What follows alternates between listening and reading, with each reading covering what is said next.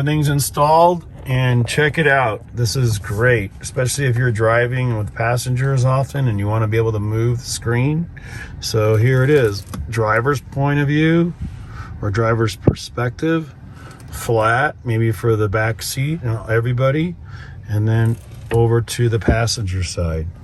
So here's the view from the driver's side. Passenger side, there's no clearance issues, nothing touches the dash at all, and it's super easy to move back and forth. Obviously it's going to be need a little bit of pressure because you don't want it moving around when you take turns, so it is nice and stiff and rigid. Great job, Matt. Love it.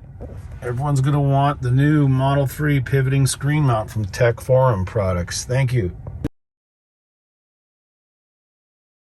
We're making this additional video so everyone will understand some of the additional steps required. Of course, the mount itself looks different, and it's set up with 2 positions for the bolts for left-hand drive and right-hand drive, of course. Also, we've got a few more things to add on, grommets, that kind of thing. And we're going to take some pictures and show you as we go. But this is the first step. We've got a couple of side pieces to add on to the display bezel, and we're just going to tighten them down. And these just have a built-in Velcro male side attached on the ends, so everything's pretty much the same up to this point.